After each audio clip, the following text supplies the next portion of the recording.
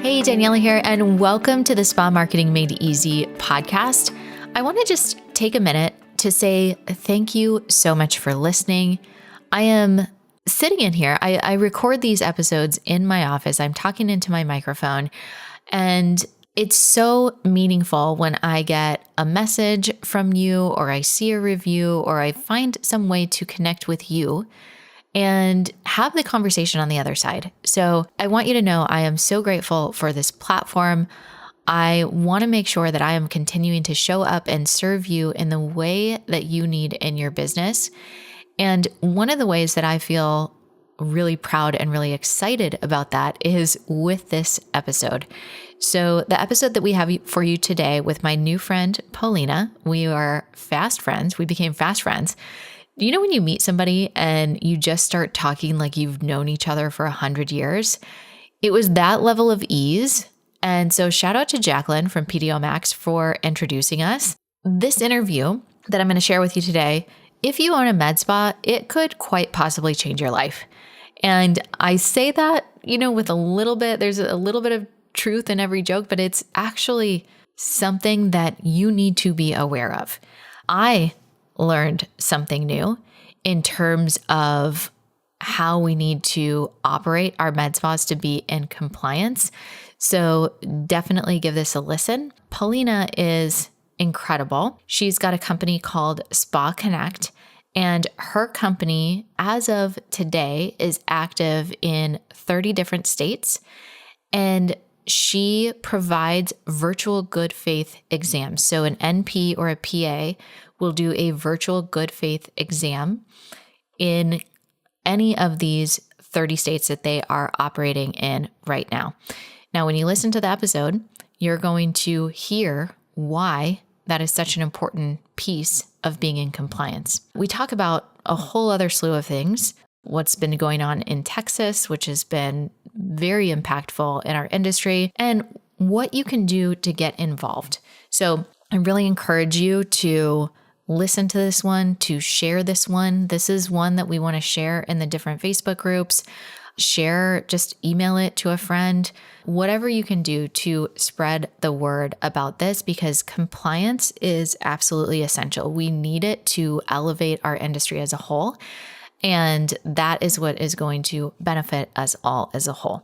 So let me go ahead and read Paulina's bio, and then we'll jump into the actual interview. So Paulina is a visionary leader in the telemedicine space and the co-founder and CEO of Spakinect, where she created a brand new industry in the world of aesthetic medicine, virtual good faith exams. Now in its 13th year of business, Spakinect has helped over 1,000 medical spas in the United States to streamline their operations, stay compliant, and gain the freedom to thrive. Prior to starting Spakinect, Paulina worked as an RN in gastroenterology.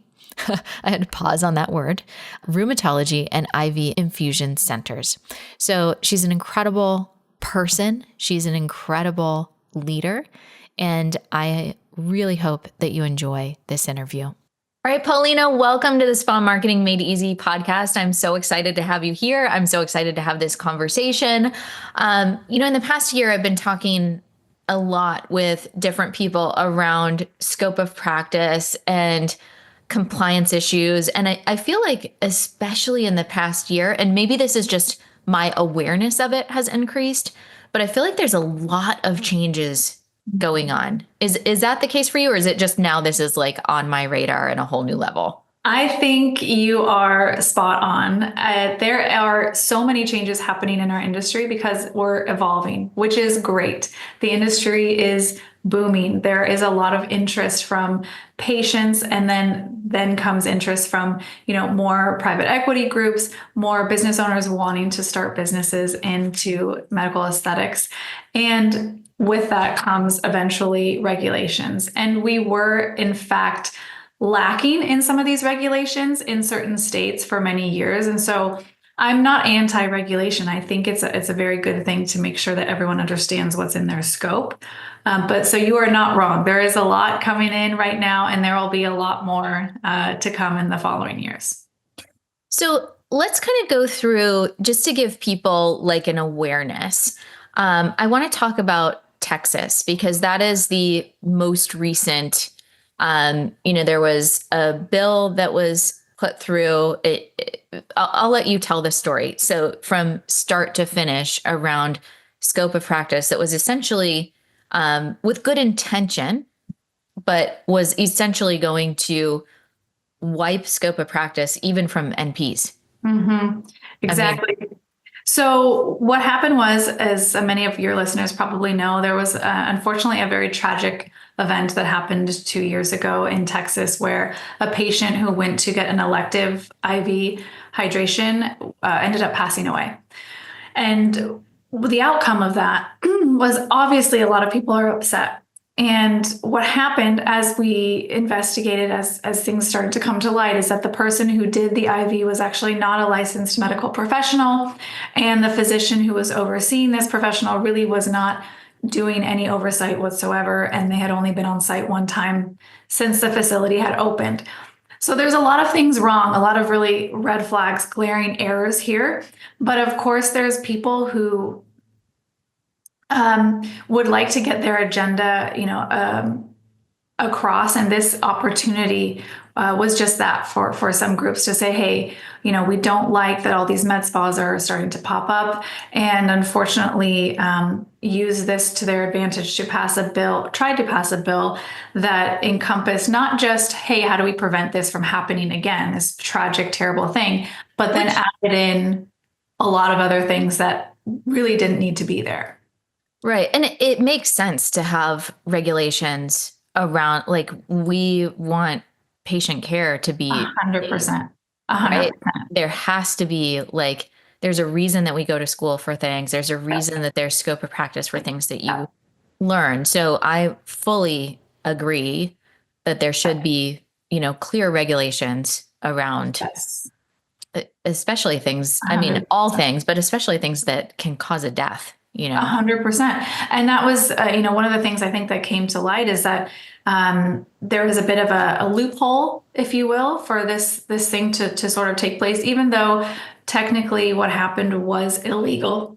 Excuse me. It was illegal. But there was this loophole for them to be able to get away with it. And so I think as providers, I'm an RN myself. It's heartbreaking. You're outraged to hear that this whatever happened, and you realize that we need to have better regulations in place, and not just regulations, but also enforcement of those regulations. Because it's one thing to post a speed limit, but if there's no highway patrol enforcing that speed limit, everyone's just going to go over the speed limit, right? So we need to make sure that there's actually enforcement going on so that people continue to practice within their scope, especially, to your point, when it comes to something that can be potentially fatal.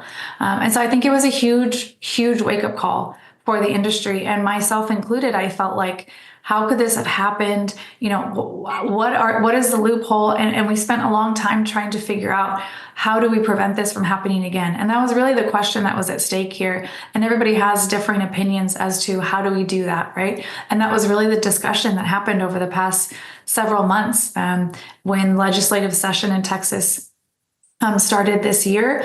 The bill was encompassing not just IVs, but also who can order elective cosmetic procedures. So Botox, filler, lasers, all of that was kind of lumped into this bill. And we had to step in and we said, well, look, we wholeheartedly support regulation, and we want to make sure we fix this issue and prevent this tragedy from ever happening again. But we also want to make sure that lawmakers are educated on the differences between IV therapy and Botox and fillers, and who should be able to do what within their scope, and not sort of jumble everything together. And that's really now my call to action for people I speak to in the aesthetic industry, is that we need to be able to communicate with these representatives, because at the end of the day, they have a lot on their plate, right? They're in a legislative session now. They're having to review bills from the last 2 years, and they're having to do them really quickly, like several in a day. And so they can't possibly have all the context for every single bill. And that's why it's so important to get involved with your local community, your local representatives. If there's a group or an association in your specific scope of practice, get involved, because then you can have collectively a voice to educate. And that's what I realized in this situation, is that they want to listen to you. The lawmakers want to hear, oh, we thought we were fixing this issue, but we didn't understand the repercussions, so let's help them understand that so they can make better decisions for all of us. Yeah. And I think, when we talk about the things that we do, and we think about when we're giving a patient consultation, we have to educate so much on what these different things are. And so when we think about someone that's writing legislation, and, there was a state where they were banning the ultrasonic scrubber from estheticians because they thought it was ultrasound. And it was, so there's things like that it's like, Yes. okay, this is not logical, like we want patient safety, but the way that the bill is written, we want to make sure that it makes sense long term. It also for the patient, because if we get to a place where it's literally only MDs that are able to do anything, that's going to increase the price of everything. And it's not going to be beneficial for the physician. There's a reason that we have NPs and RNs and estheticians, and everybody should be doing what they're legally allowed as defined by scope to run a profitable business that ultimately benefits the patient. Because if we put so much legislation that we can't use an ultrasonic scrubber or something, that's like a big, example. But if it gets to that point, then we're really going to see a decline in the industry, and we're not going to be able to support our patients in a way that they'll be able to afford it. 100%. And that's exactly right, because there is a shortage of physicians that we're facing in the United States. And so if we were to restrict more and more the scope from estheticians, RNs, NPs, PAs, that makes the availability of these treatments slimmer and harder and fewer to come by, because there are just not enough physicians to even facilitate all the other facets of healthcare, let alone we're talking about elective, procedures, cosmetic procedures. So it's not feasible, and not everybody understands that. And so I like the analogy that you made to educating your patients. It's exactly that. A lot of these people that are writing legislation, they're not healthcare professionals. They're not estheticians. They didn't go to school for cosmetology. They don't understand all of the ins and outs, and they're doing what they think is right, what they may have heard or been told, or what they think just from their sort of surface level knowledge. And so it's our job to make sure that we address that knowledge gap. And in my experience, this may not happen all the time, but in my experience over the past few months, they are very appreciative to have that when you approach it just as such, that I want to educate and give you some more information so that you can make a more informed decision. Maybe you didn't have all this data or insights before. And that's really, really helpful. And so just encouraging more people to do that.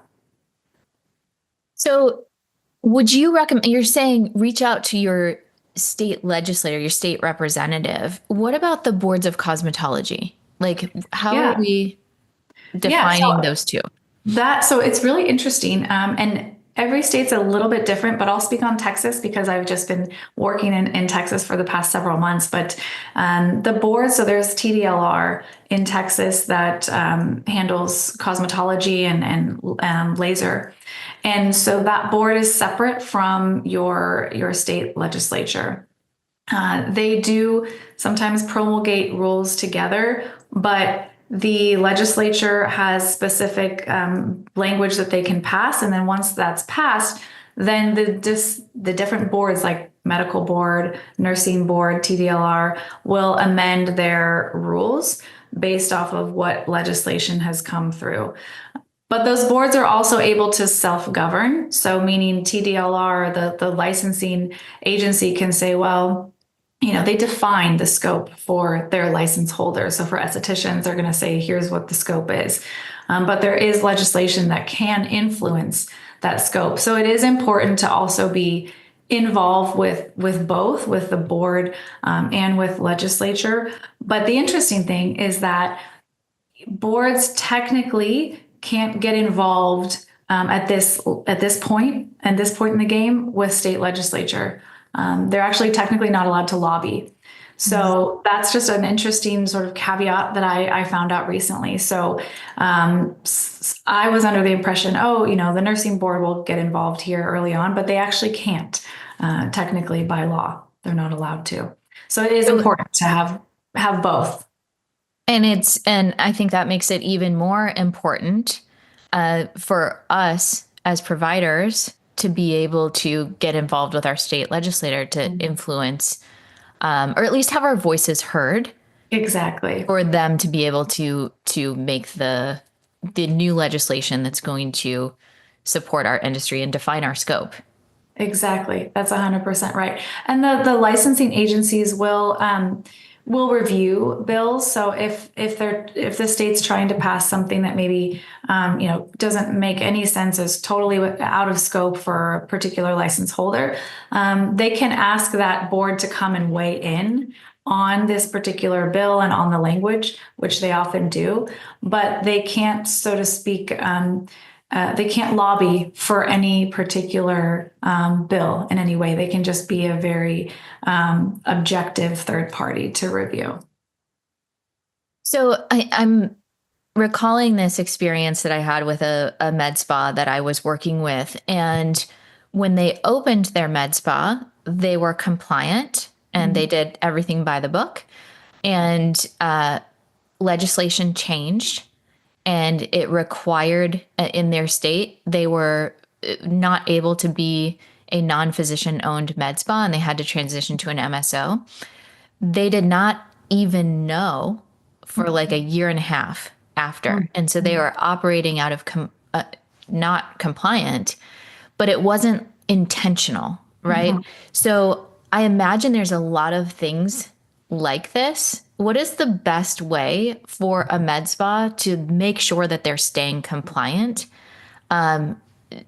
when legislation changed? That's a big example, but like I'm sure there's other little things that these spa owners, they don't want to break the rules. They don't want to, but I think it's an educational piece that they're not aware that something has changed. Yes. And that's so tricky, right? Because you're busy running your business, and there's a lot of other compliance aspects of your business you have to be aware of, especially if you have a team of people.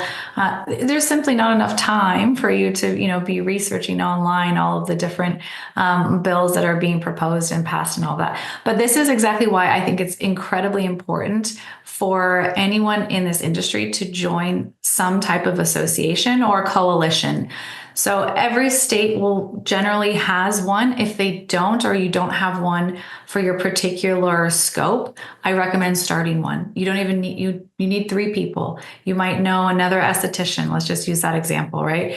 You find one more and you can start your own coalition. But the purpose of these groups is exactly to do what you said, to make sure that they are staying aware of what bills are coming about, to inform all of their members about what's happening in the state, and to have people come and testify if need be or give expert opinions. But that, and they're nonprofits. So typically, you'll pay an annual membership fee, and that will give you access to the community that is specifically going to be not only staying involved, but also potentially lobbying if something does come up and you feel that you need to put your efforts together and then go and lobby to get your voices heard. So that I think is crucial. Not enough people that I speak to are part of these groups. And so if more and more people can become part of groups like that, then we can make sure we're staying abreast of what's going on. And so, just to fully make sure that we're clear on the the question, the best way to understand is to like, would they do an audit? Would they do, I know there's going to be people that are listening and like, oh my God, am I breaking some rules? Like, Yes. I'm a rule Yeah. follower. I can't Yes. break the rules. Yeah. So it's those alliances or Yes. associations, or they are going to have an awareness of Mhm. what the rule changes or Mhm. legislation changes are within that particular state. Right. But if you're to your point, if let's say you've been practicing for a couple of years and maybe you are out of compliance, but you don't know, there are organizations that will do audits for you like that for compliance, that I think are well worth the money and then some, just for your own peace of mind to have somebody come in and who knows your specific state rules, right? Because as we all know, every state is different. It's best to go to somebody who understands your particular state and has worked with people in your particular scope so they can say, okay, here's what you're doing right. Here's what we need to improve. And those things, again, well worth the money to invest into, because most of it's still important to join some alliance because most of those are nonprofits again. And sometimes I've seen a couple where they might do an audit if they're a larger organization. But generally the groups that I've been working with are, a bit smaller in size and can't really offer something like that. What in your experience, what do you see as the most common violations of compliance? So I think you touched on one is more states are coming out with explicit rules around who can own and operate a med spa. So being a non-physician owned med spa in a state where you need to be physician owned med spa and use the MSO model, that's starting to become more common. Um, People who are not doing good faith exams before treatment, that still to this day it's what we call the widowmaker in the industry, is a very, very easy way to get yourself into an investigation. And what happens oftentimes, unfortunately, is that a competitor or an upset patient or maybe an angry old employee can make a claim to a board and say this person this person bruised me, or this person, is practicing illegally or something like that. And the board has a right to investigate. And once they come in and they start to investigate, that's where I see oftentimes people calling me saying, we weren't doing good faith exams. And the investigator came in and that's what they were charged with. I also don't like to scare people. I think as you grow and as this industry grows, everybody will eventually get some type of investigation, or like the board is going to come and visit your facility at some point. So it's best to have a all of your sort of ducks in a row, but just know that I don't think anybody is ever 100% compliant. There is sort of a spectrum because, as you said, rules are changing, and it's hard to make sure you're staying abreast of those. But there are very important ones that you want to make sure you're paying attention to, like physician ownership, like good faith exams, because that's where you get yourself in trouble with practicing outside of your scope. And that's what boards really don't like. So talk to me a little bit more about what is a good faith exam and what would be an example of where you would need one for those who are unaware. Sure. So a good faith exam is an evaluation of a patient prior to them getting treatment. So any patient who's getting a injectable like Botox or filler, any body contouring energy devices, you do need a good faith exam or an order, otherwise known as just an order for treatment. So nurses, RNs can carry out a lot of these procedures, as well as, in some states, estheticians can do some of these procedures, but you need to have an order from somebody who is able to prescribe, someone who has prescriptive authority in their scope. And in most all states, they're NPs and PAs and MDs. Those are the only people that can actually prescribe a treatment. So you want to make sure that when you're doing these treatments, you're doing them with an order. Otherwise, you are practicing outside of your scope. So if you're a nurse, you're an RN, and you're doing Botox, and you're doing that without a good faith exam, you are technically practicing medicine without a license. And the way I explain it to people is, especially nurses, they understand because a lot of them came from the hospital, is that, when you work in the hospital, you cannot go to the Pyxis and pick out a medication for your patient. You must have an order in there first to be able to get a medication and deliver it. And it's the same thing with aesthetics. You need that order. And so many nurses, med spa owners, they probably believe that if they have a medical director, then they're compliant. But if the medical director is offsite and not really involved, which, let's be real, that happens in a lot of places, then they are potentially, depending on the laws in their state, acting out of compliance. Correct. Yeah, just having a medical director is not enough. If you are not a nurse practitioner or a PA yourself, then just having a medical director is not enough. You do still need somebody, whether that's your medical director or whether that's another person at your facility or somebody that you hire, or if you outsource those good faith exams, you do need somebody who has that authority to give an order to be doing that for every single patient that comes in. Now, most states, best practice states that the good faith exam is good for up to 12 months, unless the patient's health history drastically changes within those 12 months. If they're diagnosed with a new health condition or they start taking a new medication, then you would want them to be seen again by that provider. But majority of the time, those good faith exams are going to be good for 12 months. So if that patient comes back in for their repeat Botox in 3 to 4 months, you don't have to do it again, but you want to make sure that you're getting those done every 12 months. And would they need a new good faith exam for each new service? So if they were doing one for Botox, if they came in for Botox and the next time they wanted to do filler. Right. So oftentimes people will sort of lump all of those treatments into one. And I think that that's the best way, the easiest way, and the most efficient way really to do it is that when your patient comes in for the first time, you just have them evaluated for the treatments that you offer. So if you're offering injectables and laser and body contouring, right, just have that patient evaluated for all of those things, because that gives you the ability to build a treatment plan for them down the road.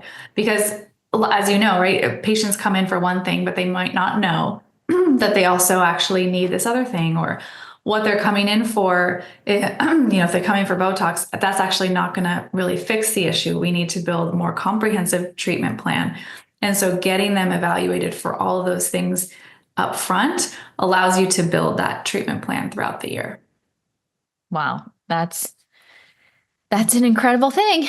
I'm glad we're learning every day. Yes. Yeah. It's efficiency, right? I know that you talk to your clients and your community members about that all the time. It's like, how can we just save ourselves the most time up front and just be efficient with our businesses? So anything else that you want to add around compliance that you think would be relevant for this episode to help our listeners, things that I may not be asking? I know we want to make sure, like I'm thinking too, you get a HIPAA violation, you're supposed to notify every single patient in your practice, right? Mm-hmm. Like, does the same thing happen with a compliance issue? If you have a compliance? Yeah, it depends on what the issue is. So there's a couple things. There's two things that I recommend first and foremost for anybody who's, especially in this day and age, right? We're in 2025 and the way that the industry is going, you need to have an attorney who understands the landscape of your scope and your state. There's a lot of attorneys now who offer very, very affordable monthly memberships so that you don't have to be paying these big retainers. It used to be really cost prohibitive, but now that model has really changed. So there's several that really specialize in this, because if anything happens like that, exactly what you just said, you can call them and say, hey, I just got a violation for X, Y, or Z. What do I do? And then sort of just have them on call for you. The second thing is join that association, because you'll be able to talk to other people who have likely gone through something similar to what you're going through today. And that is just such a valuable resource. So Google, if you're in, New Hampshire, Google a New Hampshire Aesthetic Coalition. And if there's not one, just consider starting one. Add one more thing to your plate. Why not? Oh, all right. Well, this has been so much incredible information. We are going to include a whole ton of links under, including your company, Spakinect. Do you want to give some information around where our listeners can find you and follow you if they want to get in touch with you further? Yes. So Instagram is a great place to follow us. We post a lot about the things that we're seeing in the industry, so trends as well as regulations and things that are coming out in different states. So it's a great place to hear firsthand about what is coming about. And then our website, spakinect.com, you can reach us there and book a discovery call with one of our specialists if you're interested in using our services. Wonderful. Thank you so much for your time and your expertise. And listeners, be sure to click those links. This is really important information for our industry. So you want to make sure that you are staying compliant, that you are following the rules. It will help you to grow. It will help you to be more profitable. Very, very important stuff. So thank you so much, and we'll catch you on the next episode.